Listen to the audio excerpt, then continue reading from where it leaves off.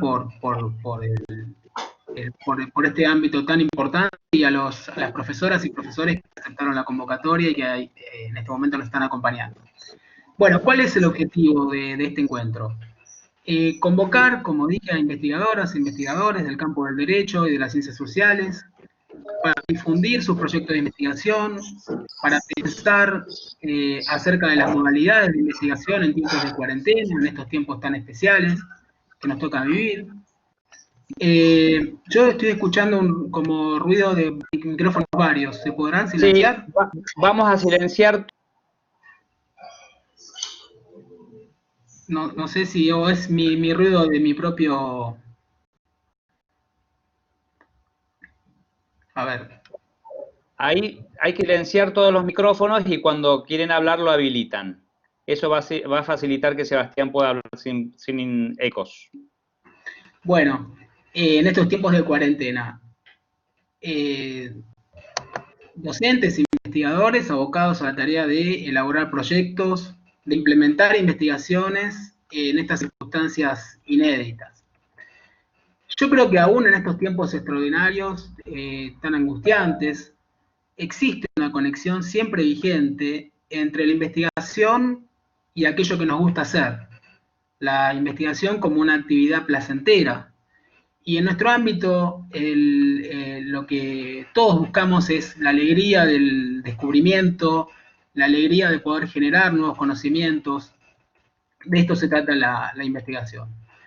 Ahora bien, todos estos cambios pueden influir en algún aspecto de la investigación y por eso los he convocado. El tema, el planteo del problema, las hipótesis, el marco teórico, la metodología, las observaciones sobre la realidad, el acceso a la bibliografía. Piensen ustedes que inmensamente es predominante hoy la vía de Internet, universal, una vía universal de acceso inmediato a los principales centros de estudio e investigación, la realización de actividades académicas en redes sociales de todo tipo. Es decir, que las puertas de acceso a distintas comunidades académicas las tenemos de manera inmediata y a voluntad las 24 horas del día. Entonces es probable que la actual situación de trabajo en cuarentena, este impacto que está teniendo esta situación en nuestra vida cotidiana, el constante bombardeo informativo al que estamos sometidos, los cambios en nuestras actividades, de las que hablábamos recién, en nuestras rutinas de trabajo, pueden tener alguna influencia en nuestra percepción de la realidad. Y la observación resulta ser el primer paso para investigar, de la aplicación de lo que conocemos como método científico. La observación es lo primero, es la percepción del hecho o acontecimiento. Y en esta etapa entonces predominan diversas fuentes de información a las que estamos sometidos día a día en este contexto de la pandemia. Las normas y la jurisprudencia también entiendo que deben ser consideradas en este ámbito informativo, por supuesto como hechos de carácter estatal. En fin, como nunca antes, me parece que aparecen una serie de circunstancias que han provocado la necesidad de replantear, por lo menos desde mi ámbito, que es el derecho público, el derecho político, constitucional, las principales categorías de nuestro sistema político institucional, las principales categorías analíticas. Piensen ustedes en conceptos como democracia, república, participación, representación, división de poderes, control de los actos de gobierno, etc. Brevemente, quiero detenerme, por ejemplo, en el impacto que la pandemia puede tener sobre el sistema electoral, que como ejemplo de un posible tema de investigación que plantea problemáticas jurídicas novedosas. Fíjense ustedes, aquí se avisora un problema jurídico relevante, el ejercicio de los derechos políticos y su relación con el cuidado de la salud pública, a través del diseño y la implementación de protocolos para el acto eleccionario. ¿Por qué menciono esto? Días pasados, el 16 de junio próximo pasado, la Cámara Nacional Electoral, en una acordada extraordinaria, sostuvo que probablemente las elecciones que se deben realizar el año próximo puedan ser reprogramadas si es que no se aplican en tiempo y forma protocolos y cuidados sanitarios necesarios para preservar la salud tanto de los electores como de las personas a cargo de las tareas comiciales. Y ahí planteo algunas cuestiones a tener en cuenta. Y esto lo digo como ejemplo de una situación fáctica que nos toca vivir y que genera interés investigativo y posibles problemáticas jurídicas a ser abordadas y trabajadas. Varias cuestiones a señalar de manera muy sintética. Primero, el proceso electoral es una vía institucional que posibilita la competencia por el poder, por el acceso al poder o por la conservación del mismo. O sea que no es una cuestión menor. Segundo, el presidente no puede dictar normas que regulen materia electoral, con lo cual no puede entrar esta cuestión en cuarentena por decreto de necesidad de urgencia. La tercera cuestión entonces es que la cuestión debe ser tratada necesariamente en el Congreso Nacional. Y allí especialmente, como sabemos, en el Senado, representativo de las élites políticas provinciales, debe discutirse la cuestión y debe tener un consenso necesariamente federal. En cuarto lugar, este proceso deberá ser replicado en las legislaturas provinciales. Me estoy refiriendo a, bueno, en contextos pandémicos o post-pandémicos, ¿cuáles son los protocolos que se van a ir adoptando? Pensemos en sistemas electorales arcaicos, en formato papel, en la impresión de boletas, la inmensa cantidad de papel que se gasta en cada elección, el recuento de votos. Por último, la reticencia de ciertos sectores políticos a digitalizar el voto y a unificar listas. Estas cuestiones van a tener que ser discutidas. Y a mí se me genera esta pregunta. ¿Quiénes se benefician y quiénes pierden ante un eventual escenario de prórroga de elecciones?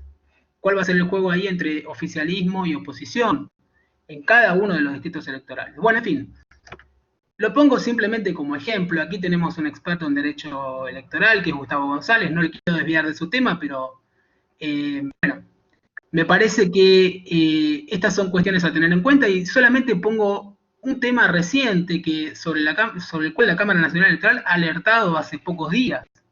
Pero así podría hablarles de la división de poderes, de la relación entre participación y representación, del acceso a la justicia, en fin. Este es un poco el sentido de este encuentro, que reflexionemos sobre los temas que nos gustan y que trabajamos, sobre los temas sobre los que damos clases, sobre los que ocupamos nuestros mejores esfuerzos intelectuales en este contexto que nos toca vivir. Así que bueno, sin más, le doy la palabra a la doctora Neumann y le agradezco que haya aceptado la invitación. No sé si está por ahí. María. María José, tenés que habilitar el micrófono. Me habían silenciado, perdón, justo lo había minimizado. Bueno, primero y principal, buenas noches. Qué interesante lo que acabas de proponer, Sebastián, en cuanto a esto, ¿no? De los límites y el orden de prelación de jerarquía después de las normas, ¿no? ¿Cuál es el alcance de este decreto de necesidad y urgencia? Yo, por ejemplo, les doy un ejemplo. Tengo una amiga mía que su marido tiene estado diplomático en la embajada americana. Fueron a la guardia médica la vez pasada por una cuestión en particular y los querían dejar, los querían dejar ahí como en cuarentenados. Claro, no sabiendo por ahí la gente que trabaja en los hospitales, si hay un orden de prelación de las leyes, cómo son estos tratados internacionales que justamente protegen a los diplomáticos en su carácter de versus el decreto de necesidad de urgencia. Me parece que es súper interesante estos límites, ¿no? Estos límites y esta por ahí nueva prelación o nueva jerarquía que se quiere dar. En cuanto al tema de la pandemia, a mí en particular, estar encerrada en mi hogar, bueno, no en este caso en particular que estoy con esto de la mudanza un poco movilizado, tengo en un rinconcito la computadora prendida, me ha hecho bien en el sentido de que me obliga a estar en mi casa, enfrente a la computadora y trabajando. Así que yo he adelantado bastante en cuanto a los trabajos de investigación que estoy estoy llevando adelante. Bueno, así que bueno, para mí en ese sentido ha sido positivo. También en cuanto al material, como vos recién decías, Sebastián, en cuanto al material de estudio, yo trabajo con fallos de la Corte Suprema de Justicia de la Nación. Yo sí tuve problemas para trabajar, ¿se acuerdan que todo enero, febrero y marzo estuvo caído el sistema del Poder Judicial, en donde no podíamos ingresar a ver, digamos, a la biblioteca de la Corte? Estuve frenada en esos meses en particular por un problema que hubo de colapso, no me acuerdo bien cuál fue la explicación, pero bueno, ahora está, gracias a Dios, funcionando bien. Claro está de que no se están produciendo nuevos fallos, pero bueno, todavía tengo como para entretenerme con los que ya están dictados. El trabajo en particular que yo estoy haciendo en la Universidad Abierta Interamericana de Investigación, en un equipo que la tengo como coequipera, la doctora Teresa Moya, que ella es doctora en Derecho Internacional. Juntas hemos, renovado el Manual de Derecho Internacional el año pasado, que fue vuelto a editar. Digamos, es una coequiper fantástica, porque ella sabe un montón de Derecho Internacional. Y juntas, bueno, estamos en una comisión de Derecho de la Integración regional, en donde vemos bien todos los temas que pasan en relación con Mercosur. O sea que el trabajo de investigación que yo estoy haciendo en la universidad, en particular, se llama Análisis Estadístico y Tridimensional sobre el conocimiento y aplicación judicial de derecho del Mercosur en la Argentina. Ya el título nos da los dos métodos que yo estoy utilizando como para disgregar la información y corroborar la hipótesis, que ahora en un ratito yo les voy a contar de lo que se trata. ¿Sí? En realidad, o sea que la fijación temática está encuadrada dentro de lo que es el derecho de la integración, del derecho internacional en general, público, derecho de la integración regional y, para ser más específico, dentro del derecho del Mercosur en particular. ¿Sí? En realidad, el propósito de la investigación es arribar a la afirmación contenida a la hipótesis, ¿sí? En cuanto a que, primero, se van a analizar la información recolectada a luz del trialismo de los fallos que existen sobre el derecho del Mercosur en nuestra Corte Suprema de Justicia, o sea que el espacio material del trabajo de investigación se centra en nuestro máximo tribunal, ¿sí? Y utilizando estos métodos científicos, estos dos métodos científicos que les acabo de decir, lo que nos va a hacer es nos va a explicar la realidad desde un punto de vista jurídico y sociológico, ¿sí? Yo no soy fan de la teoría pura del derecho, pero para nada. Para mí, derecho y hombre van ligados absolutamente de la mano, ¿sí? El objetivo, para leerlo un poquitito, el objetivo general del trabajo es determinar cómo aplica e interpreta la Corte Suprema las normas del derecho del Mercosur invocadas por las partes, ¿sí?, en los juicios que llegan a su instancia. Asimismo, comparar la cantidad de fallos producidos y contrarrestarlos solo aquellos que versen sobre el tema objeto, obviamente, de esta investigación, disgregándola, bueno, por fecha, por materia, por normas invocadas, por jurisdicción de origen, si el fallo fue a favor o en contra, si es que hubo dictamen del Procurador General, si hubo interpretaciones de opiniones consultivas, no, qué es lo que pasó. Bueno, en realidad es disgregar toda esa información y desde, digamos, utilizando siempre, ahí cuando hablo de disgregar esta clase de información, utilizar el método cuantitativo, que es el que nos muestra las ciencias duras, ¿no? Nos va a mostrar en números cuál es la realidad. Que eso es lo hermoso de este método, que yo justamente conocí a través de hacer los talleres sobre el doctorado en la UBA, que lo estoy haciendo, que me mostraron este camino. Claro está que el doctor Berchol y Sebastián, que está acá presente. Digamos, yo con ellos vi la luz al final del túnel. Yo, si bien sabía cuál iba a ser el trabajo de investigación de mi doctorado en particular, ¿sí? Ustedes me mostraron el cómo, que es súper importante porque es de la manera en que uno puede empezar a producir, ¿no? Así que gracias. En cuanto a los objetivos específicos del trabajo, es cuantificar los casos resueltos por la Corte que versen sobre el derecho del Mercosur y analizar los fallos más relevantes, que reconocen o desconocen las normas del Mercosur como vigentes y con la jerarquía constitucional que poseen desde un enfoque tridimensionalista. O sea que a los fallos en particular, esos fallos emblemáticos, disgregarlos, ¿sí? Desde el enfoque tridimensionalista, ¿sí? Y después la parte de la cuantificación es disgregar la otra información que les acabo de mencionar. Cuantificar cuáles son las normas del Mercosur más invocadas. Acá esto va a ser ¿sí? Ah, pensé que me habían preguntado algo. Es cuantificar cuáles son las normas que más han sido utilizadas. Esto va a ser súper rico porque en realidad no fue hecho nunca decir a ciencia cierta, bueno, en realidad es la Declaración Socioambiental del Mercosur las normas más invocadas en el derecho argentino, ¿sí? O las normas que versen sobre, no sé, sobre derecho aduanero, sobre cuotas o lo que fuera. Entonces eso, digamos, es lo que nos va a dar esta otra parte de la investigación, la parte de los datos duros, ¿no? Analizar los resultados y explicarlos, bueno, a través de la teoría materialista del mundo jurídico. La hipótesis de este trabajo que yo planteo es que existe un mayor índice de aceptación judicial por parte de la Corte Suprema de Justicia de la Nación en la resolución de las causas que conllevan planteos sobre aplicabilidad de normas del Mercosur. Es lo que yo planteo, lo que afirmo y lo que ahora tengo que tratar de demostrar a través de la teoría trialista, ¿sí? A través de la teoría, y a través de la cuantificación de los fallos, ¿no?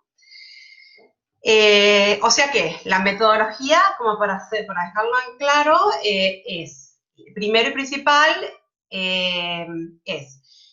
antes de comenzar a desarrollar el tema hay que que toda concepción trialista en realidad lo que nos van a marcar nosotros, lo que son tres datos, ¿no? Que vamos a captar de los fallos judiciales, ¿sí? Primero y principal, ver cuál es la realidad, la normológica, ¿sí? La social, que sería la política económica, y la ariquelógica, ¿sí? O sea, que de qué manera falla en particular nuestro máximo tribunal, ¿sí? En cuanto a las normas del Mercosur. Eso desde el punto de vista de la metodología trialista. Y en segundo lugar, utilizar el método cuantitativo que es utilizado, que es en realidad un método utilizado más en las ciencias sociales, que no pertenece netamente a nuestro mundo jurídico, ¿no? Para darle soporte a nuestra afirmación desde otro punto de vista distinto, ¿sí? Yo acá planteo en particular que un investigador puede tener un problema, como ocurre en las ciencias sociales, pero no tiene nada de matemático, pero puede requerir resolverlo de una mirada matemática como es nuestra propuesta, ¿sí? Entonces, yo lo que planteo es que este trabajo no es que únicamente va a traer un tema innovador como es el tema de la cuantificación de estos datos, sino que también va a ser novedoso el mix, ¿sí? La mixtura de estas dos metodologías juntas. Vamos a arribar a una conclusión mucho más amplia todavía de la que todavía yo puedo vislumbrar, ¿sí? Vamos a ver de qué manera nos va. Yo quiero dejarles con este planteo y hasta acá llego. No quiero seguir desarrollando, la parte de antecedentes de la integración, ni mucho menos, porque me parece que lo importante del taller de acompañamiento final es, más que nada, es hablar de esto, en realidad de cómo se inicia un trabajo de investigación. Me parece que no solamente es importante la fijación temática, sino también elegir el método en el cual yo como investigador me voy a sentir seguro, sí, que tengo que obviamente que entender y que tengo que, de cierta manera, hacerlo carne para poder yo desarrollar, sí, mi temática, poder desarrollarla aplicando el método y obviamente llegar a un resultado que sea satisfactorio para el investigador en sí. Así que bueno, gracias por el espacio. Yo estoy muy emocionada con este trabajo. Quiero ver en realidad cuál va a ser el resultado final después de que termine esta mudanza que es terrible. Encima está frenada por el tema, obvio que estamos en fase 1 hasta el 17 de julio, si Dios quiere. Pero en verdad que quiero ya saber de qué manera, quiero ver el resultado final, quiero ver de qué manera va a ser el resultado de esta mixtura, de estos dos métodos de investigación, uno jurídico, otro de las ciencias sociales, me parece que va a ser algo totalmente innovador. No solamente el resultado de la hipótesis, sino el medio por el cual esta se va a desarrollar. Así que bueno, muchas gracias por el espacio. Espero que les haya gustado mi pequeña exposición. Muchas gracias, María José, perfecto, se te escuchó muy bien, muy completa, muy clara, se ve que tenés el bichito, te picó el bichito de la pasión por la investigación y que eso es fundamental, eso es fundamental. Sí, yo creo que en verdad Sebastián es parte, bueno, en mi tesis doctoral ante la Universidad Abierta, digamos, ante la UBA, perdón, y yo creo que haber hecho los talleres con Sebastián y con Jorge, para mí fue eso, fue ver la luz al final del túnel, porque cuando uno empieza a querer, vos decís, ay pucha, me pica un dato, sé que hay un hueco, una laguna jurídica, y vos, claro, vos sos abogado, vos no sabés muy bien cómo empezar a investigar, decir, bueno, quiero ser doctora, quiero hacer un doctorado, y en verdad hacer estos talleres, a mí en verdad, yo siempre se los dije a vos varias veces, Eva, y a Jorge, que yo vi así la luz al final del túnel, digamos, yo con ustedes aprendí el cómo yo puedo ser un investigador. Y yo creo que esto es algo que es muy provechoso y que los alumnos de la carrera, de grado, puedan tenerlos a ustedes, me parece que es un lujo impresionante. Muy bien, muchas gracias. No, sí, perdóname. Alejandro, que a mí yo suelo decir en las clases que ahora estamos en el periodo DC, ¿no? Después de coronavirus. Sí. O sea, vamos a tener que armar algún capítulo ahí, alguna reelaboración, porque este es un tema que no podemos soslayar. Está impactando en algunas áreas más, en otras menos, pero efectivamente estamos ante otros escenarios, ¿no? Los escenarios se van modificando. Muy bien, sí, por supuesto. Pero bueno, sí. Por supuesto. Lo bueno es por ahí sacarle provecho. Yo al coronavirus, por lo menos, yo si bien estoy bastante enfadada en el sentido que claro está que la vida de uno cambia y abruptamente, siempre tratar esto de ser positivo y sacarle el provecho. Yo le estoy sacando el provecho justamente con esto de horas sillas, horas pensando y elaborando, porque a un trabajo de investigación hay que trabajarlo, hay que elaborarlo, no hago un copy-pegue ni mucho menos. Esto es toda creación tuya y pura, y la verdad que bueno, que obviamente que es un recontra trabajo porque lleva mucho trabajo cerebral, ¿no? Y me parece que yo lo estoy aprovechando a las horas del coronavirus para esto, ¿no? Para hacer un aporte al derecho, que es lo que nos importa a nosotros que somos los investigadores. Muy bien. Yo los tengo que dejar, les dejo un abrazo enorme, en verdad voy a dejar una preguntita en el chat porque me interesa mucho el tema que planteaste vos, Sebastián, al principio, y bueno, nada, quiero desearles un éxito enorme. Muy bien. Gracias. Entonces, le damos la palabra a la doctora Raya de Vera, que es profesora titular de Derecho Internacional Privado en la UAI, y es una excelente profesora, una gran investigadora y una muy buena amiga. Así que, doctora Raya de Vera, la escuchamos. Bueno, gracias Alejandro. Siempre sos tan bondadoso en las presentaciones. Gracias también a Sebastián, a Gustavo, que los conozco también hace mucho tiempo, por el espacio. Y pude ver que hay algunos alumnos míos de interpretación del derecho conectados, así que también un gusto poder verlos ahí en el listado. Bueno, como he visto que hay varios alumnos conectados, voy a cambiar un poquito la temática de la exposición y no hacerla tan técnica. Sí coincido con María José, a quien también conozco hace mucho tiempo, ambas somos internacionalistas. Coincido con María José que la pandemia, el COVID, ha generado mayores momentos de reflexión, tiene más tiempo para pensar. Y también coincido con Sebastián en algo que dijo muy importante al inicio, y es que estos momentos de reflexión nos han servido para modificar o para pensar la modificación de ciertos paradigmas y de ciertas categorías que uno ha dado por sentado, quizás por la formación que ha recibido o por la experiencia profesional que ha tenido.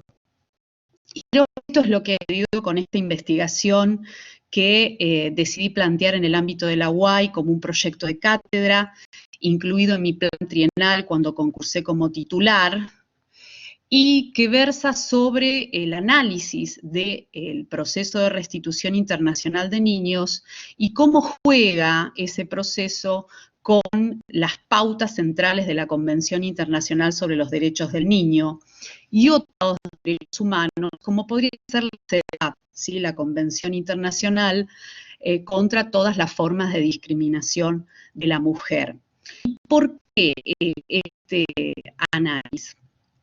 Porque el proceso de restitución, así tal cual está previsto en la Convención de La Haya de 1980 sobre los aspectos civiles de la sustracción internacional de menores, es un proceso acotado en cuanto al marco,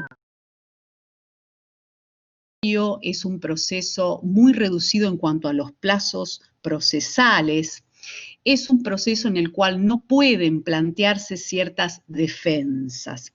¿Y por qué se estructuró de esa manera? Bueno, pensando en que el niño que ha sido trasladado o retenido indebidamente debe ser prontamente reintegrado a su residencia habitual.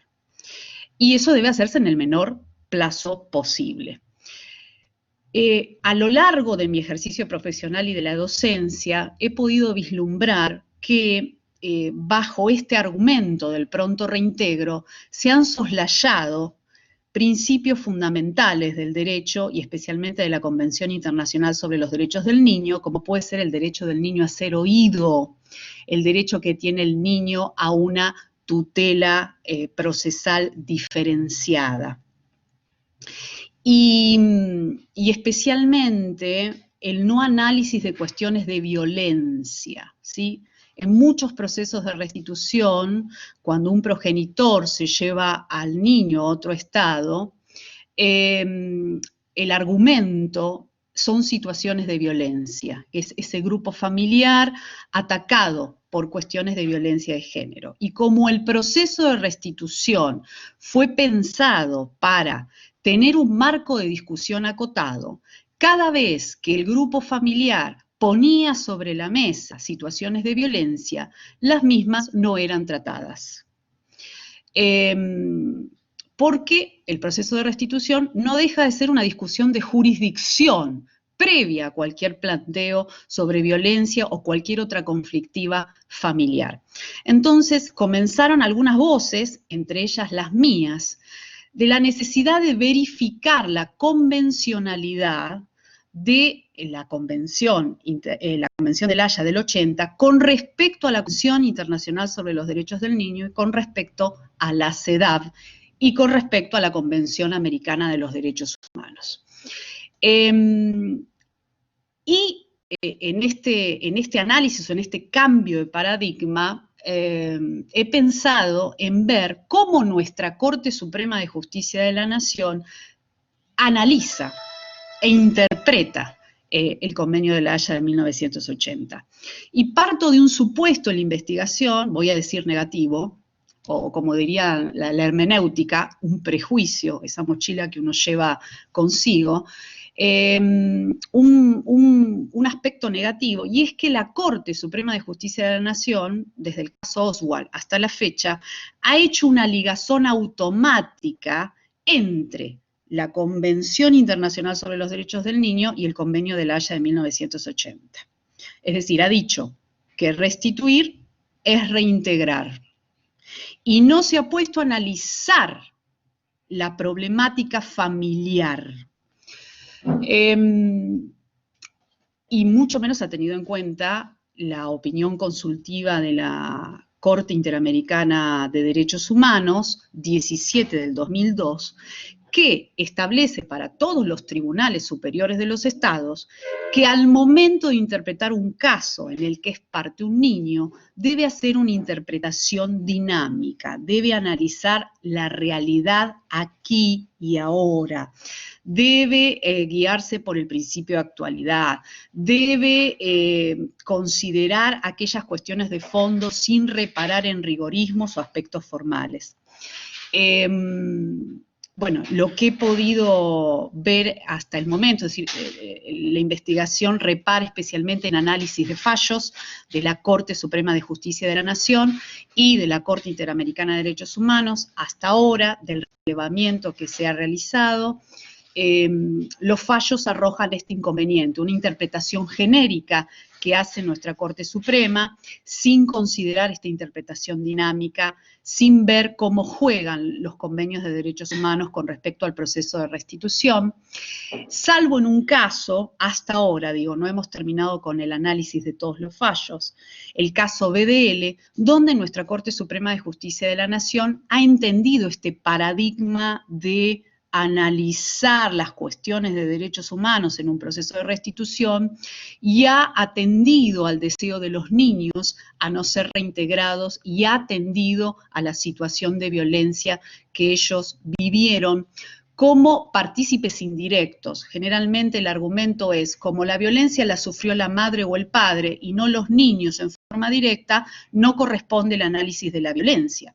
Pero ellos la han presenciado, han formado parte de esa dinámica familiar. Bueno, en este caso BDL, la Corte Suprema de Justicia de la Nación, tuvo en cuenta que los niños son parte de un sistema familiar violento al presenciar esa violencia sin ser sujetos directos de esa violencia.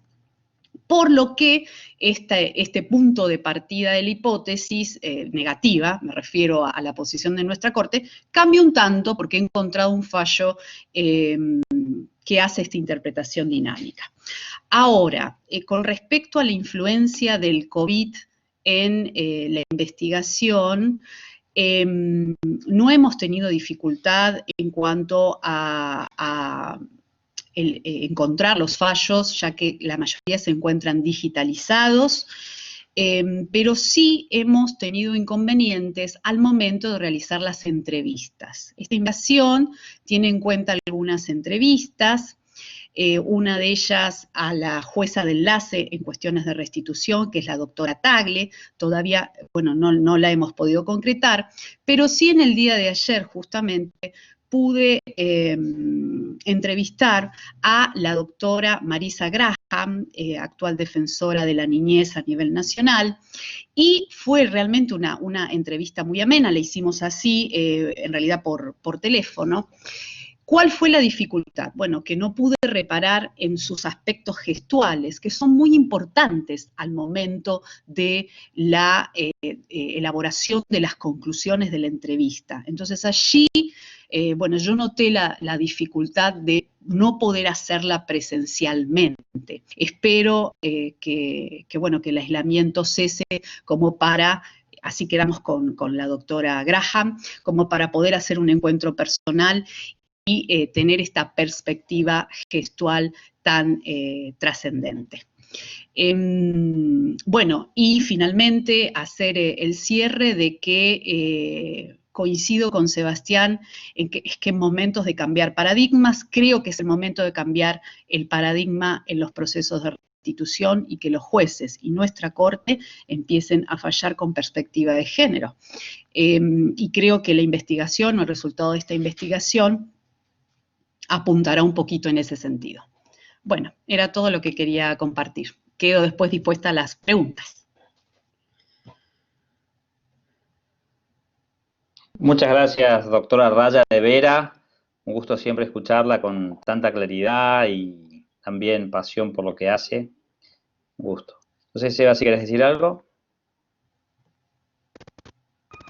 Sí, quiero ahondar un poco en la cuestión que planteó la doctora Raya de Vera en las entrevistas, que me parece muy importante y muy relevante estar cara a cara con la persona, ver, digamos, los tonos, los gestos, Yo hace unos años estuve trabajando muy intensamente en las memorias de un juez ya jubilado, que en su momento fue muy, muy conocido, muy mediático, y es imprescindible el cara a cara, ¿no? Que quizás después en algún espacio que les cuentes un poco más a quienes nos están escuchando de qué se trata esto de entrevistar, si tenés preguntas estructuradas o si vas con un planteo abierto y vas viendo de la interacción que surge, si vas con algún cuestionario, en fin.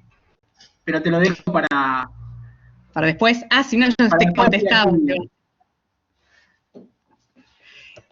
Bueno, no, yo prefiero en realidad entrevistas que no sean estructuradas para nada. Voy con algún punteo básico, pero después me gusta que la entrevista fluya y más teniendo presente a quien uno entrevista, ¿no? En el caso de Marisa Graham, una riqueza profesional enorme. Yo creo que si va con un cuestionario, va a ceñir esa entrevista. Me pareció ir llevándola. Además, es una persona con un carácter muy fuerte, entonces primero la dejé hablar y luego la fui llevando hacia donde pretendía ir. Bueno, y en el caso de la doctora Tagle lo mismo, no voy a ir con un cuestionario, sino con algo nada estructurado. Muy bien. Muy bien, entonces quedás, por favor, Eloísa, para que después abramos a preguntas. Creo que ahora le toca a Gustavo González, profesor también de metodología y de ciencia política y de taller de trabajo final. Te escuchamos, Gustavo. Bueno, buenas tardes. Gracias a Sebastián, a vos, Alejandro, siempre por la apertura. ¿Se me escucha bien? Muy bien. Bien. Bueno, yo le puse un poco de título la legalidad y legitimidad de las reglas electorales en tiempos de excepcionalidad. En realidad yo me dedico a calidad democrática y en particular hace 10 años vengo trabajando el impacto del sistema electoral en los 135 municipios de la provincia de Buenos Aires, porque a mí lo que me interesa en realidad es la calidad democrática. Soy un fanático de las elecciones, amo todo proceso electoral, trato de observar cualquier tipo de elección que haya por cualquier lugar del mundo y de cualquier provincia, de cualquier municipio, porque bueno, en América Latina acostuidas que tenga este hermoso ritual de, en nuestro caso, votar cada 2 años, y me parece que estamos en un proceso, una decisión bien compleja desde la recuperación de la democracia, porque la pandemia nos obliga a repensar todo. Sinceramente nos obliga a repensar todo. Sebastián ahí tiró algunas líneas, porque la elección no es ni más ni menos que el contrasentido a la política pública de una pandemia, que es un día de una elección con millones de personas movilizándose a un cubículo que es una escuela, en otro caso, o en una parroquia en otros lados, y con un costo financiero, económico gigante. Una elección en Argentina, todo el proceso electoral lleva más o menos como 10.000 millones de pesos. Y América Latina, después de tanto que le costó este ritual de la democracia, nos obliga a esta pandemia a pensarnos, ¿no? Y siempre cuando nosotros enseñamos a los primeros pilotes de la metodología, decimos, bueno, tenés que buscar un objeto, y después ver algunas variables. Y la metodología no es ni más ni menos que la búsqueda de herramientas. Y las herramientas son herramientas que sirven para algún objetivo específico. Yo antes de estudiar mi carrera, en el secundario estudié técnico mecánico. Yo soy técnico mecánico, estudié en el Poli, en una escuela técnica. Y tenía un pañolero. El pañolero, para aquel que no sabe, es el que cuando uno va tiene que pedirle la herramienta y el nombre de la herramienta y para qué sirve ella. Después con el tiempo trabajé en fábrica y paradójicamente fui pañolero. Y a veces traían algún armatoste que no teníamos herramienta para eso porque había, no sé, un torno con una bancada gigante y con un material desconocido, con lo cual las herramientas no nos servían, por lo menos ese tipo de herramientas para trabajar ese tipo de material. Una pandemia, me parece, se me ocurre que es algo de esto. estábamos muy habituados, y en general en la metodología estamos habituados a controlar variables. Digamos, el físico cuando dice, bueno, ley de gravedad, tira algo, se cae, perfecto, nada puede fallar. En ciencias sociales, por desgracia para los que estudiamos, porque queremos controlar variables, pero por suerte para la vida misma, las variables no son necesariamente controlables. Entonces, cuando estudiamos temas electorales, y estudio, no sé, digo, si el año que viene hay elecciones en Neuquén, seguramente va a ganar el Movimiento Popular Neuquino. ¿Y por qué digo esto? Y bueno, porque desde el año 1961 sistemáticamente el Movimiento Popular Neuquino viene ganando en Neuquén. Entonces, para los que hacemos investigación desde ese lugar, nos parece bastante sencillo. Lo que quería compartir con ustedes es, bueno, cómo afecta la pandemia en los sistemas electorales y en los procesos democráticos en el mundo y, por supuesto, en particular de América Latina, siendo lo más rápido posible por el tiempo que tenemos, pero sí mirando tres escenarios. Aquellos que han optado por eliminar las elecciones, por lo menos transitoriamente, aquellos que están en un proceso electoral y aquellos que ya han tenido elecciones. Dentro del mundo, en el mundo ha habido 39 países que ya han declarado una suspensión de elecciones con diferentes tipos de características, porque cuando nosotros analizamos elecciones o derecho electoral no es solo las reglas electorales, sino por supuesto tiene que ver con la confiabilidad, con la conformación del sistema de partidos, con cómo están conformados los tribunales electorales si es que existen o los juzgados electorales. Entonces uno de los primeros que dijo que iba a suspender las elecciones es el Reino Unido. Y uno, si no sigue en la política de allí, por ahí piensa de que, bueno, ellos no tienen ningún problema porque son estables. La verdad que el año pasado hubo un artículo bien interesante que se preguntaba quién puede salvar al Reino Unido de este colapso político. Porque si les sugiero seguir a los líderes de Gran Bretaña que se están matando, literalmente, no parecen ingleses, porque no solo el Brexit, sino también el conflicto que está teniendo Reino Unido entre los partidos políticos. Otro país ya mucho más cercano que decidió suspender las elecciones municipales es Uruguay, con un fenómeno bastante bien distinto al que acabo de por lo menos enumerar, que es el del Reino Unido. Uruguay tiene uno de los sistemas de calidad democrático más importantes del mundo, a pesar de estar en América Latina y muy cercanos a nosotros. El Tribunal Electoral está conformado por los partidos políticos, no es un juzgado externo, por lo tanto hay un fuerte consenso político para suspender las elecciones. Otros que suspendieron las elecciones es Italia y Chile. Italia, desde la Segunda Guerra Mundial hasta ahora, han pasado, tiene un primer ministro a 13 meses, es decir, hay más o menos un primer ministro por año, con lo cual ahí nos da cuenta de, bueno, por lo menos una inestabilidad política, por más que pensemos que es un país de primer mundo. Y el otro es Chile, que suspendió ambos, tanto Italia suspendió la reforma constitucional como Chile, que venía de un proceso bien complejo, porque estuvimos todo el año pasado siendo protagonistas de levantamientos callejeros, de conflictos con el presidente que había sido recientemente electo, pero que tiene legitimidad de origen, pero por lo menos una dudosa legitimidad de acción, ¿no? Por lo menos así lo expresaban las calles de Chile. El otro que anuló las elecciones, o anuló transitoriamente, por supuesto, es Paraguay, que viene de una denuncia de fraude, y que no solo viene de una denuncia de fraude, acaban de sacar a un miembro del Tribunal Electoral por unas escuchas telefónicas con uno de los candidatos por fraude en la presidencial, sino que modificó casi todas sus reglas electorales. Puso listas desbloqueadas, incorporó primarias, incorporó el voto uninominal, el voto electrónico, todo en el mismo combo.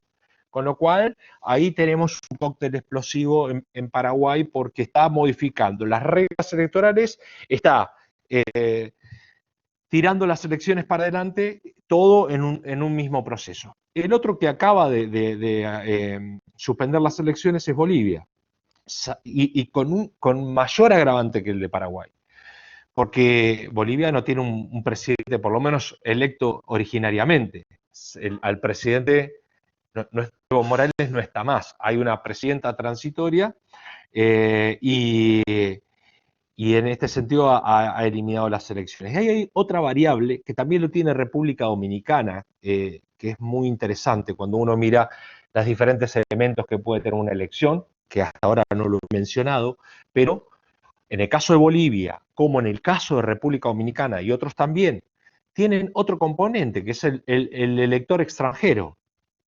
Porque supónganse que Bolivia decide ir a elecciones. Bueno, en Argentina hay 100.000 electores bolivianos que van a 50 escuelas, con lo cual también hay un tema internacional, en el caso de República Dominicana mucho más grave, porque en realidad también elige a representantes de República Dominicana al Parlamento. Estos son los que anularon elecciones. El otro grupo es aquellos que fueron a elecciones. La primera experiencia de ida de elecciones es un municipio de Estados Unidos, es Wisconsin, del estado de Madison, que tenía ya en la elección 92 muertos, y acusan que el día de la elección se hizo, acusan que el día de la elección hubo un montón de infectados, 36 infectados. A partir de allí sucede una pequeña crisis política donde en 100 municipios los que forman parte del proceso electoral se niegan a ir a las elecciones porque no estaban garantizadas la cuestión de salud en esas elecciones. El otro país que fue a elección, ahí sí ya un país entero, es Islandia, en uno de los comicios más bajos de participación de toda la historia de Islandia. Es decir, ha habido un nivel de abstención, pero allí no tuvo problema de legitimidad porque el presidente fue reelecto por el 92% de los votos. Con lo cual, no hubo un cuestionamiento de la elección, un número llamativo, 92% de los votos, pero bueno. La otra elección se llevó a cabo en la de Malawi, que en realidad venía de una elección anulada por fraude electoral. Ahí también, digamos, hay una crisis terrible. Surinam, en el caso de América Latina, votó. El resultado electoral se supo 4 días después. Surinam es un país semidemocrático, para que ustedes tengan una idea. El presidente va por su 4ª reelección y ha sido condenado en los Países Bajos por narcotráfico internacional, por crímenes en la dictadura. Es decir, bueno, hablar de democracia en Surinam es algo medio complicado. Irán también fue a votar, la abstención más alta de Irán desde el año 1979. Polonia va a votar este domingo con un fuerte cuestionamiento, porque fue sin campaña electoral, con lo cual la oposición acusa cancha inclinada. No voy a explicar esto, pero tiene que ver con que el poder reproduce poder, y entonces el que tiene el poder del Estado lo que hace es multiplicar su poder. Polonia va a ir a la elección, supone que va a ir más o menos el 30% del electorado, es decir, esto también, porque dentro del derecho electoral o del sistema electoral, parte tiene que ver la legitimidad de origen y la confiabilidad del sistema, ¿no? Y Polonia está siendo bastante cuestionado con este punto. El domingo también va a haber elecciones en República Dominicana, que como les decía, ellos tienen una pandemia de 700 muertos en este momento, y tienen 7 representantes en el exterior, con lo cual eso se le complica un poco. Lo que ha hecho República Dominicana ante esto es ampliar la cantidad de horas de elección desde las 6 de la mañana hasta las 7, y las mujeres van a ir a votar a la mañana y los hombres van a ir a votar a la tarde, y por supuesto exacerbando las medidas de seguridad para todos y cada uno de ellos. Por último, como dijo Sebastián, en la Argentina ha habido, la Cámara se ha pronunciado, está poniendo luces amarillas sobre la posibilidad o no de las elecciones para el año que viene, ¿no? Y esto nos obliga a nosotros para tratar de pensar las cuestiones formales y las cuestiones sustanciales. Esto es, las reglas electorales, porque nosotros tenemos una regla electoral o un formato electoral de más de 100 años, hay formato papel, como bien decía Sebastián, no solo por el costo económico. Ustedes piensen que solo en la provincia de Buenos Aires hay 12 millones de votantes, se imprimen 36 millones de boletas por cada partido político.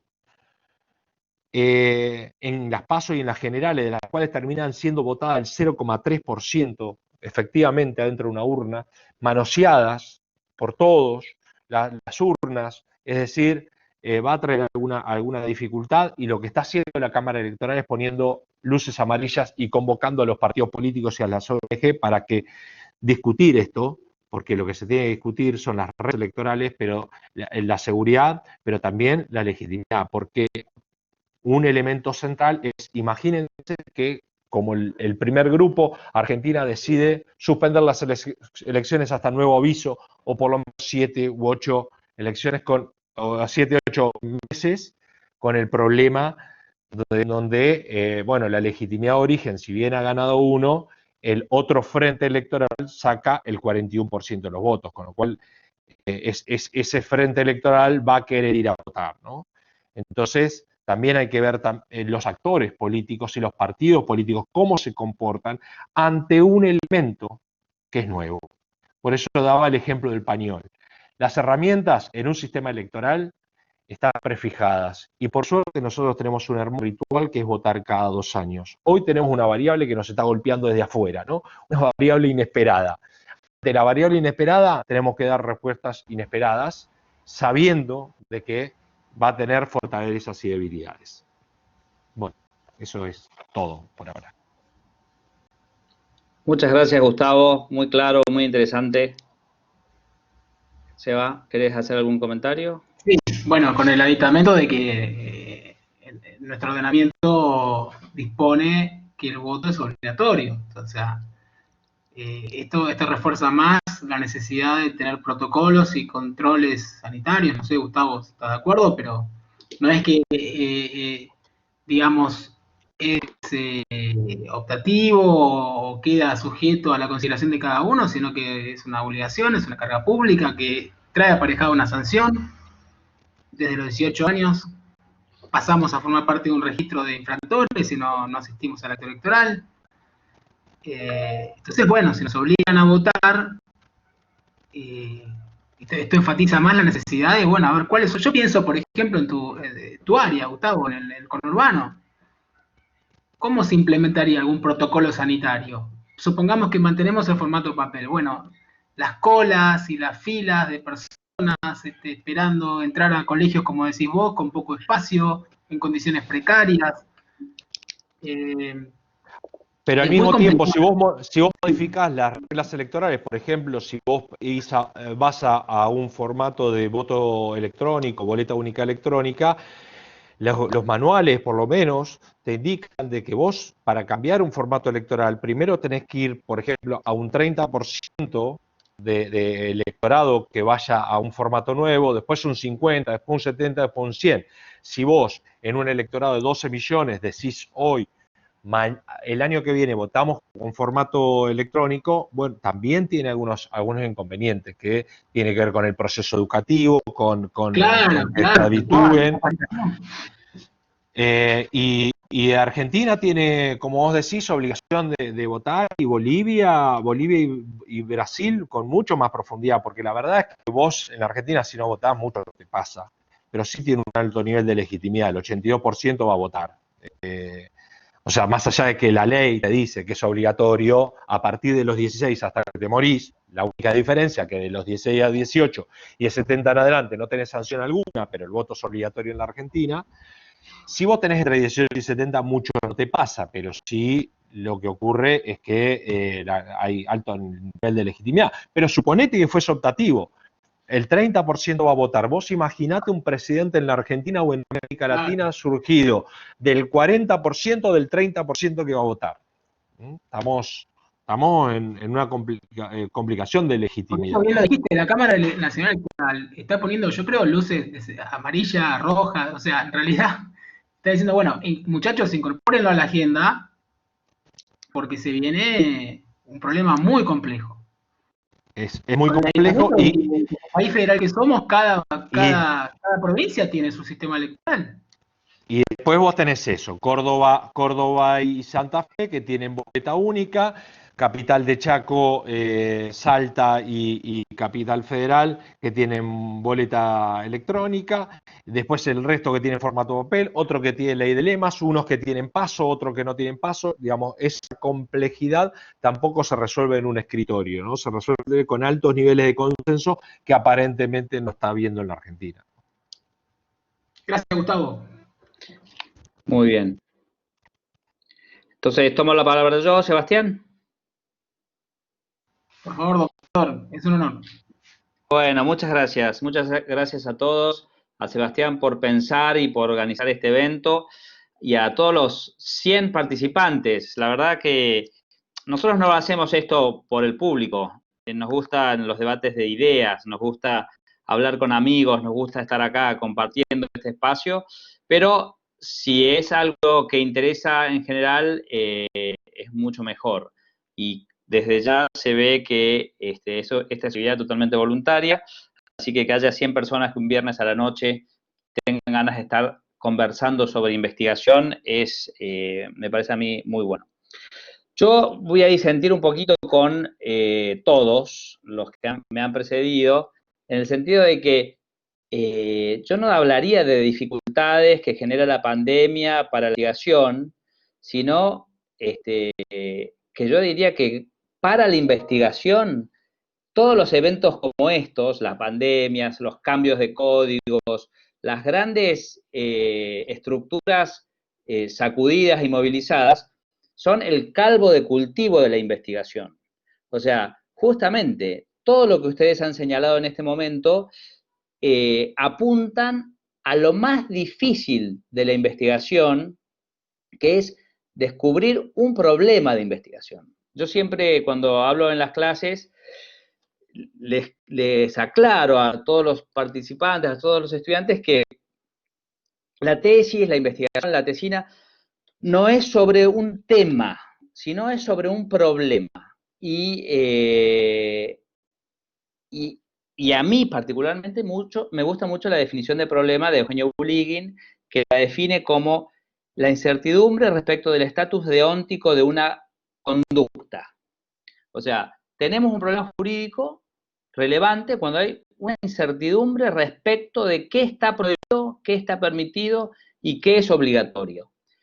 Todo lo que ustedes señalaron hasta este momento, qué se puede hacer, qué no se puede hacer, qué va a pasar, que si se va a votar, es obligatorio votar, pero también es obligatorio cuidar la salud.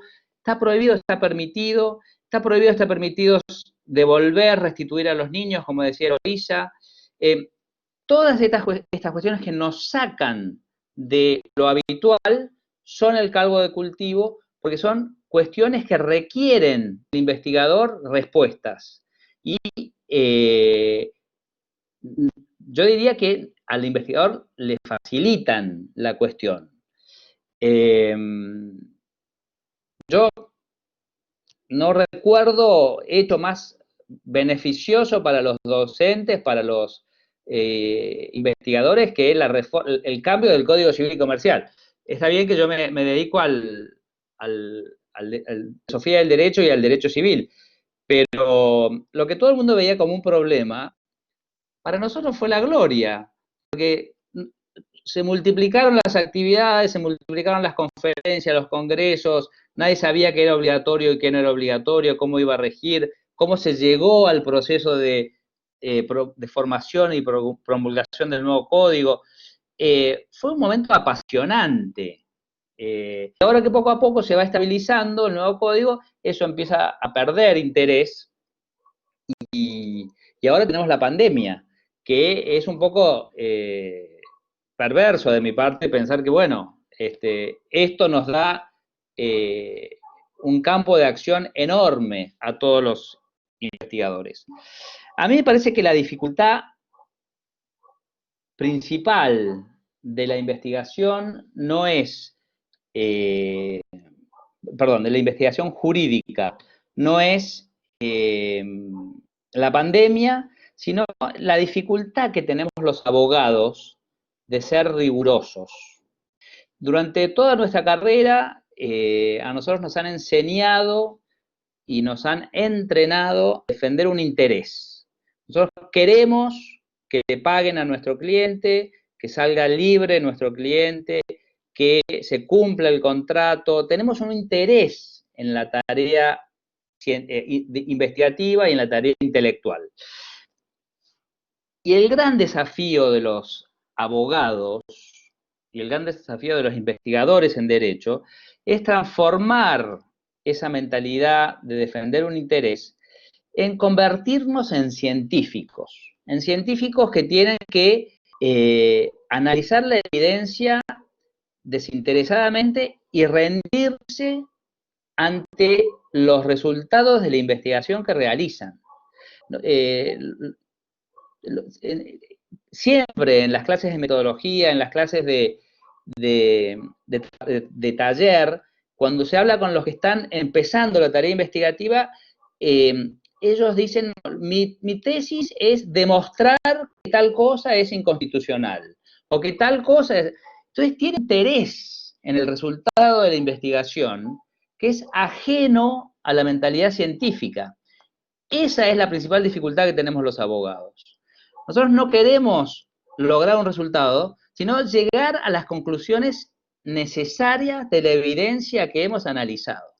Esa es, me parece a mí, la principal advertencia que hay que hacerle a todos los abogados que nos dedicamos a la investigación.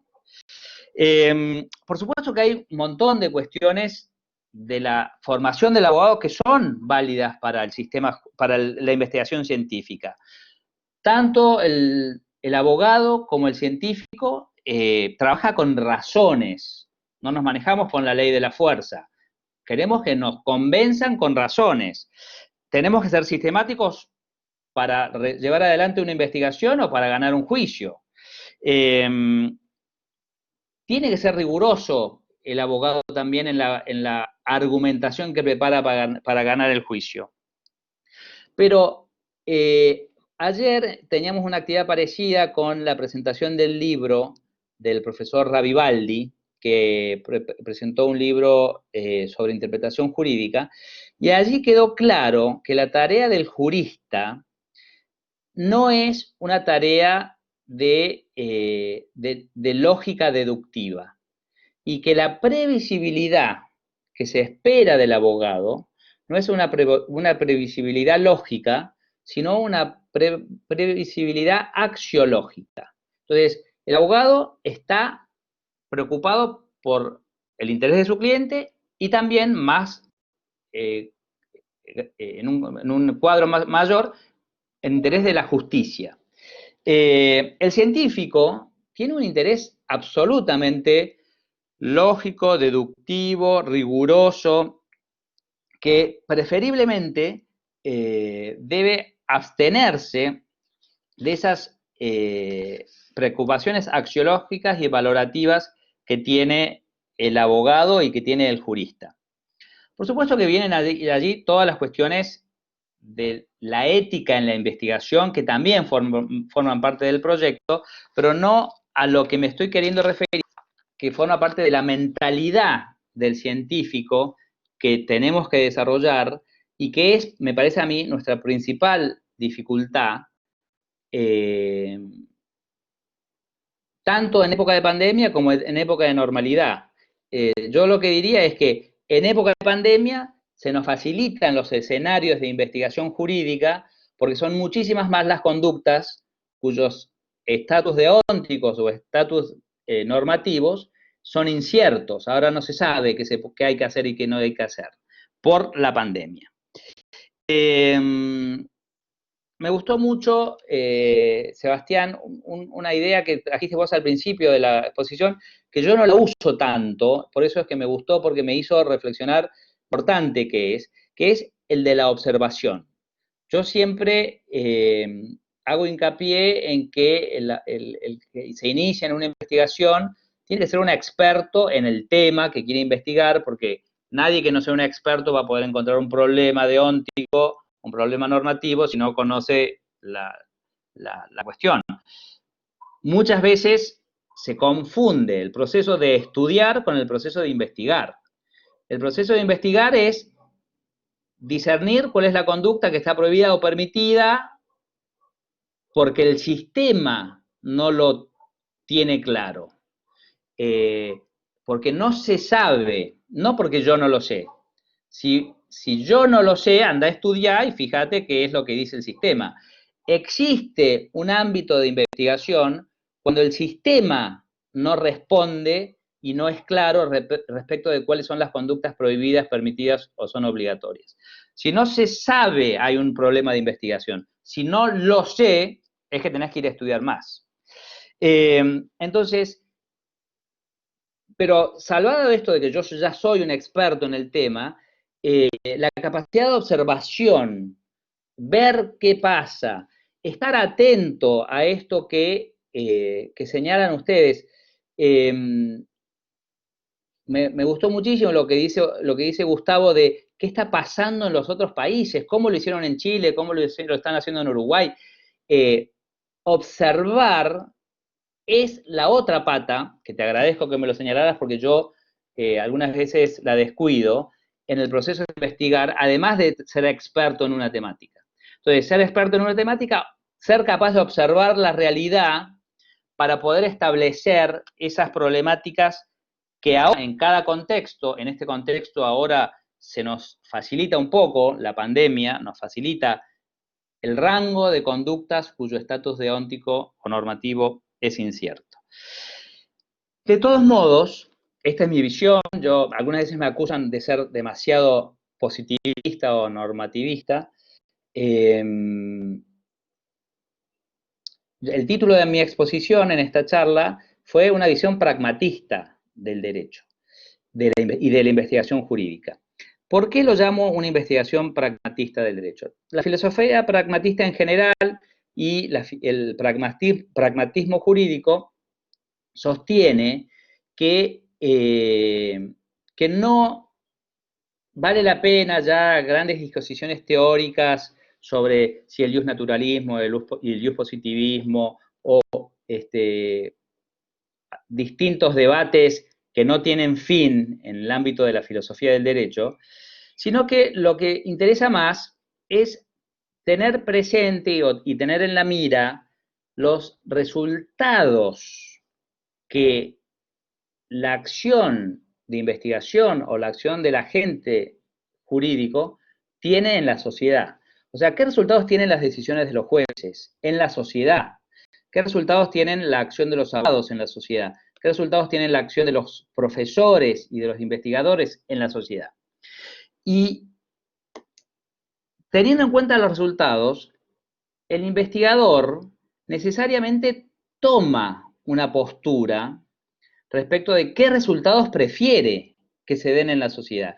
Y acá me gustó mucho porque fue clarísimo en la exposición de Gustavo y en la exposición de Eloísa cuáles son sus intereses en el resultado de su investigación. Gustavo dijo claramente, yo quiero una sociedad más democrática, me interesa el proceso de democratización. Entonces, todas sus investigaciones se orientan a aclarar, a establecer qué es lo que corresponde para lograr una sociedad más democrática. Y Eloísa, me parece que a ella le preocupa, y lo dijo expresamente, todo lo que tiene que ver con eliminar las diferencias de género y las violencias y las invisibilidades que eso genera. Entonces, creo que se notó aquí que el pragmatismo está presente en todos los investigadores. Tenemos estas preferencias. En este momento a mí me interesa, y estoy trabajando con muchos profesores, el profesor Marcos Córdoba, estamos trabajando en una visión del sistema jurídico más solidario. Queremos impulsar el principio general de la solidaridad jurídica como el principio rector de todo el sistema y buscamos investigaciones tanto en derecho civil como en derecho constitucional, como en derecho ambiental, que busquen establecer el principio de solidaridad como un principio general del derecho argentino. Esos son los resultados en la práctica que nosotros queremos lograr. Lo tenemos que lograr con esta mentalidad científica de la que hablaba al principio, que que tiene que ser rigurosa y que se tiene que rendir ante la evidencia de los elementos que investigamos. Entonces, tenemos un interés en la sociedad que queremos para nosotros, para nuestros hijos, quienes queremos, pero tenemos a la vez el compromiso de la mentalidad científica de no torcer los resultados, porque nosotros no tenemos un interés en que salga libre o que se demuestre nuestra hipótesis, sino lo que nosotros tenemos el interés es que se llegue a conclusiones necesarias a partir, perdón, y ya me retaría Jorge, conclusiones necesarias provisorias, en la medida que analizamos las evidencias que tenemos a disposición, para lograr esa sociedad que cada uno de nosotros piensa que puede ser una sociedad mejor. Esas eran las reflexiones que me parecía útil traer a este evento, Sebastián. Sí, las comparto, las suscribo. Pienso exactamente igual. Este es un momento que si algo tiene de bueno para nosotros que estamos interesados en investigaciones, que aporta muchísimas novedades. Desde el punto de vista fáctico, y que bueno, tendremos que ver y procesar cada una de nuestras temáticas, cómo impacta en nuestros objetos de estudio, cuáles son las problemáticas jurídicas que va a traer dejado. Así que sí, comparto plenamente tu planteo. Hay preguntas, unas cuantas, que Alan Chavarría estuvo recabando. No sé si querés pasar. Si me dejás hacer un pequeño aporte, Seba. Sí, Gustavo, por favor.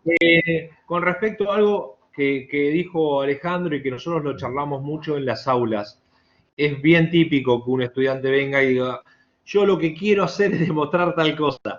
Y yo digo, bueno, haz la investigación, si ya tenés la conclusión, ¿para qué vas a hacer la investigación si ya la tenés? O sea, esto es como ir a una maratón, ¿viste? Y vos no disfrutar el camino.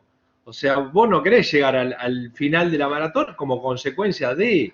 Pero mientras disfrutás el viento, ¿viste? Los olores. O sea, es un camino que te lleva... Esto hablaba al principio de la alegría del descubrimiento. Claro. Es un camino que a veces uno puede descubrir que no hay nada, o el resultado no es el que uno esperaba, y puede pelearse con los resultados de la investigación. O que tu hipótesis es totalmente falsa. Exacto. Sí, pero hay ahí un aporte.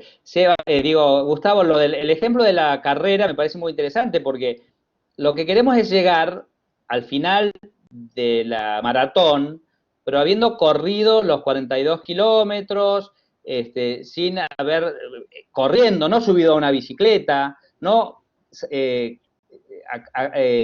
acortando el camino. O sea, lo interesante es llegar a la maratón cumpliendo el propósito de ese ejercicio, con el aditamento de que en nuestro paradigma de conocimiento lo que queremos es resolver problemas. Queremos una sociedad que a través de la investigación va generando mejores condiciones de vida, cada uno con sus preferencias. Vos hacés hincapié en la democracia, Eloísa en el género, yo en la solidaridad. Provisoriamente, dentro de unos años seguramente voy a cambiar algún aspecto de mi interés. Bueno, si te parece, podemos dar lugar a las preguntas. Por supuesto, sí, dale. Alan, ¿querés intervenir y ir leyendo? Bien, sí, tenemos algunas preguntas que han ido apareciendo en el chat. La primera es de Micaela Capuchino, dirigida a todo el panel virtual, ¿sí? ¿Qué reflexión les merece la cuestión del censo nacional que debía llevarse a cabo este año, siendo que es una fuente fundamental de datos para la investigación? Quien quiera responder. Yo participo de todos los censos, por lo menos de los últimos dos. He participado del proceso de varios censos, del censo poblacional, del censo económico y del censo minero he participado. En el anterior censo, yo siempre le doy como ejemplo, porque a veces hay ruidos. Ruidos es cuando hay algo que afecta a la investigación. Ese día tuvimos dos ruidos. Un ruido previo, que es que los encuestadores tienen que entrar a la casa para porque hay cosas que son observables dentro del censo, más allá de que lo fundamental es lo que dice la persona. Y la otra es que en ese mismo día falleció Néstor Kirchner. Y entonces en el medio dejaron muchos censistas, se fueron a su casa, o la gente decía, bueno, se suspendió el censo, o sea, generó un ruido. Esto es un ruido gigante, por eso decía, y sí coincido con que para el estudiante es mucho más fácil porque cuando busca el problema, ahora va a encontrar el problema en todos lados. Es como cuando se estaba por aprobar el Código Civil. Bueno, todo era por Código Civil, ahora es todo fenómeno pandemia porque tenés el problema en todos lados. Y bueno, vos necesitas esos datos, pero es el mismo proceso que la elección. ¿Cómo haces para cumplimentar eso que tiene que ser el censo este año cuando estás teniendo un problema que por lo menos hay que resolverlo? Entonces, esos datos obtenidos de ahí serán fidedignos en tanto y en cuanto no tenés. ¿Quiénes son en general lo que en los últimos años han hecho los censos? Estudiantes y docentes. Hoy estamos teniendo problemas con los docentes porque una vez cada 15 días se entregan alimentos en toda la provincia de Buenos Aires. Y muchos docentes no quieren ir por miedo a esto. Entonces, ¿quién va a ir a censar? La gente va a recibir a los censistas. O sea, claramente es un problema importante el del censo poblacional.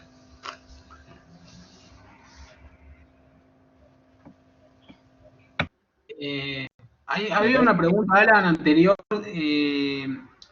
sobre el derecho de voto. ¿Hasta dónde cree que se puede sancionar el derecho de voto? Sí, que le había comentado Kevin.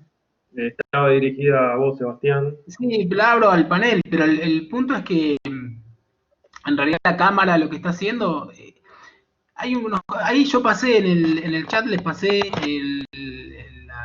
la acordada, así, antes de cerrar la sesión, si quieren pueden bajársela, pero lo que hace es fundamentalmente a convocar a un comité de expertos, y esto nos lleva a otra cuestión, que hoy no hay tiempo, pero la dejo ahí planteada, que es el gobierno de los expertos, ¿no? Otra de las grandes cuestiones que puso de realce la pandemia, si bien es una cuestión que ya hace tiempo cada vez es más imperiosa de reconocer y analizar, que hace al funcionamiento del Estado, la expertise burocrática, tecnocrática, el gobierno de los tecnócratas.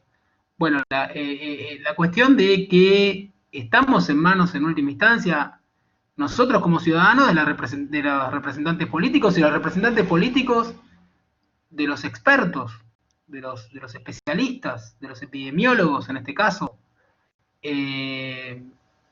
La Cámara Nacional Electoral lo que está haciendo es pedirle a la dirigencia política que instale en su agenda esta cuestión y que convoque urgentemente a los especialistas. No, Gustavo, no vi que dijera ONGs, o sea, a los especialistas.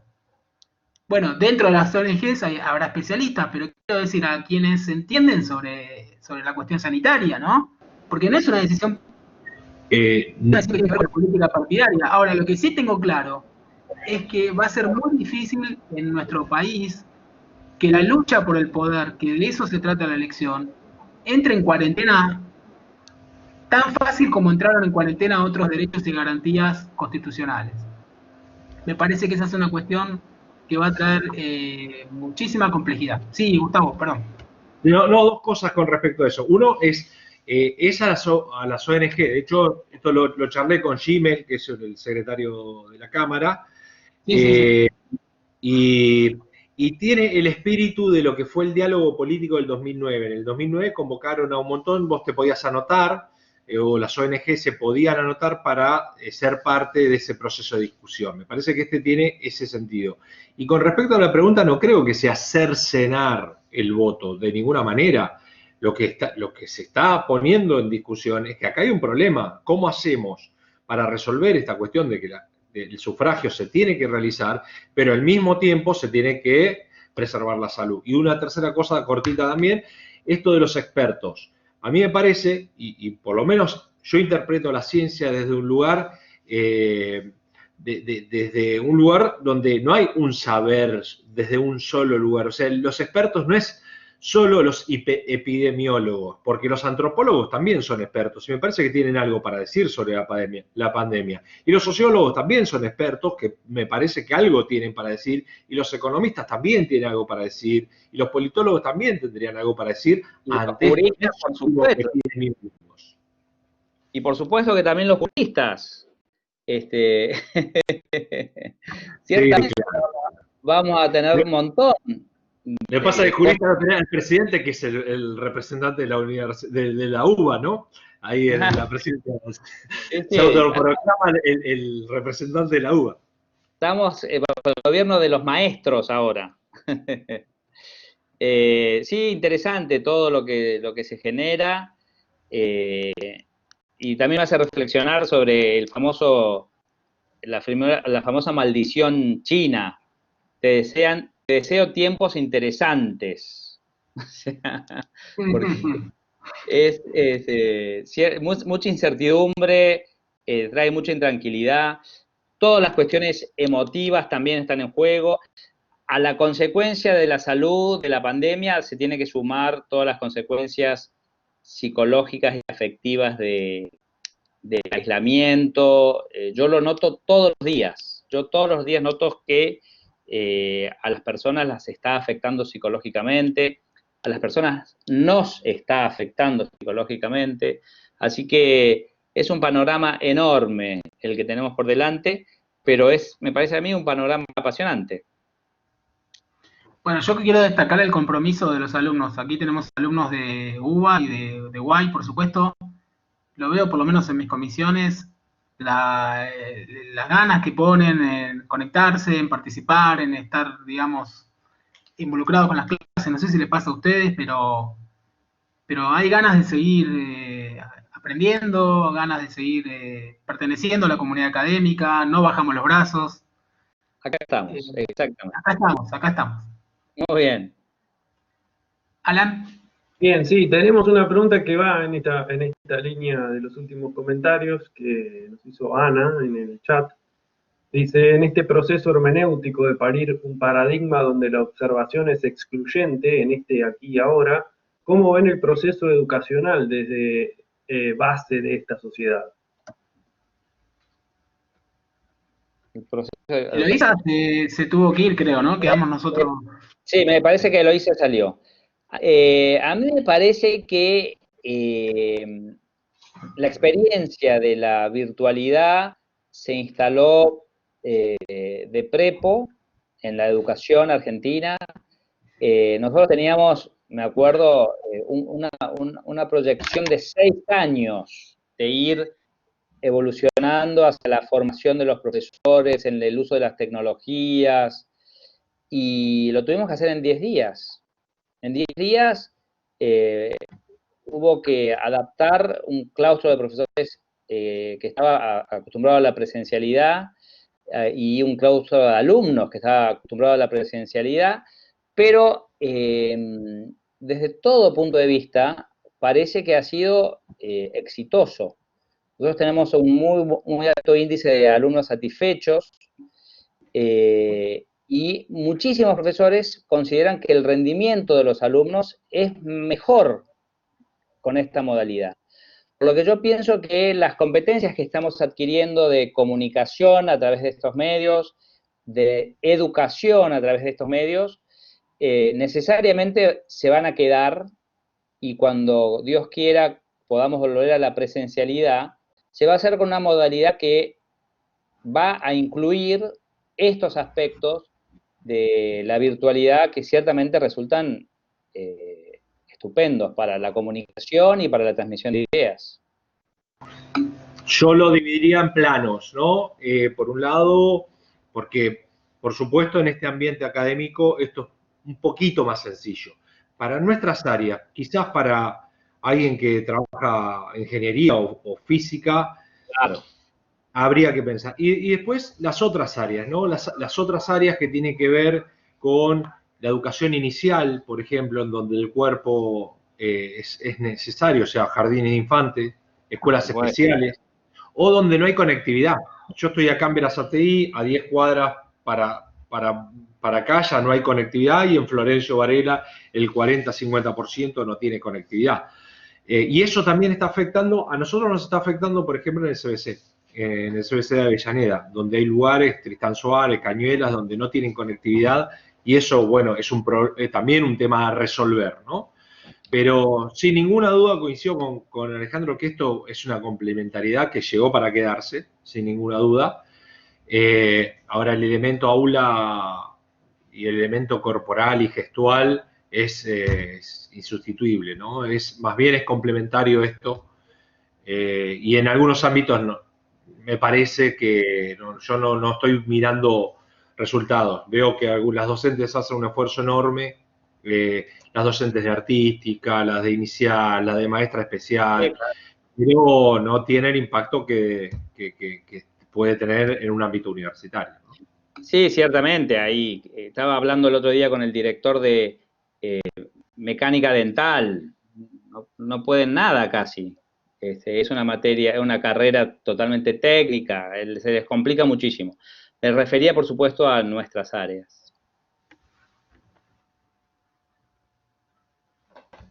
Bueno, Alan, si querés, vamos Sí, con la las escalada. últimas preguntas para ir cerrando el evento. Ya llevamos Tenemos, más de 1 hora 40. tenemos algunas preguntas Agradecemos más. a todos la paciencia. Sí. Les traslado la pregunta de Tomás Mónaco. ¿Qué opina? Está evidentemente dirigida a los tres, de la feria judicial y de los derechos suspendibles y no suspendibles. ¿Cuál es el grado de proporcionalidad que debe haber para un correcto equilibrio? Sebastián, contestá vos. No, esa para vos, te la dejo para vos. Bueno, es muy interesante. Es raro que la justicia no sea considerada un servicio esencial, ¿no? O sea, muy raro, muy raro. Pero por otro lado, me parece a mí que hay un deber urgente de proteger la salud y de cuidar la salud. Entonces, a mí me parece que la clave es la proporcionalidad y la razonabilidad con que se maneje en los tiempos. O sea, a medida que se alarga más, es menos razonable que no tengamos un servicio de justicia plenamente funcionando. Entonces, cuando surgió todo, parecía lo más sensato cerrar y suspender. Y ahora, en la medida que cada vez el tiempo va siendo más acuciante para un montón de cuestiones, se ve que también resulta más necesario ir habilitando áreas del funcionamiento de la justicia que permitan justamente a este poder del Estado cumplir su función esencial. Perdón, Alan, quería, no sé si está ahí escuchando Carmen, que es una especialista brasileña que nos está acompañando, alumna del doctorado, que creo que quería hacer algún comentario, pero tiene la conexión inestable. Carmen, si estás escuchando, es tu momento, y si no, déjalo por escrito como testimonio, por lo menos, porque ya se nos acaba la sesión. Bueno, no, se tiene mala conexión. Bueno, Alejandro, si querés podemos darle cierre a...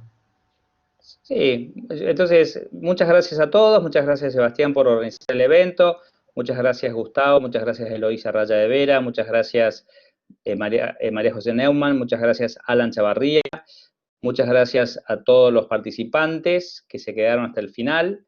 En el plan de estudios de la carrera de abogacía, hace muchos años que se cuenta con la materia metodología de la investigación, que es una asignatura que no tienen todas las carreras de abogacía del país, la tienen muy pocas. Nosotros la tenemos porque consideramos que una de las funciones esenciales del abogado es producir el conocimiento científico que necesita la justicia para poder cumplir con su misión. Y esa formación la tenemos que dar a los estudiantes, a todos los estudiantes de abogacía.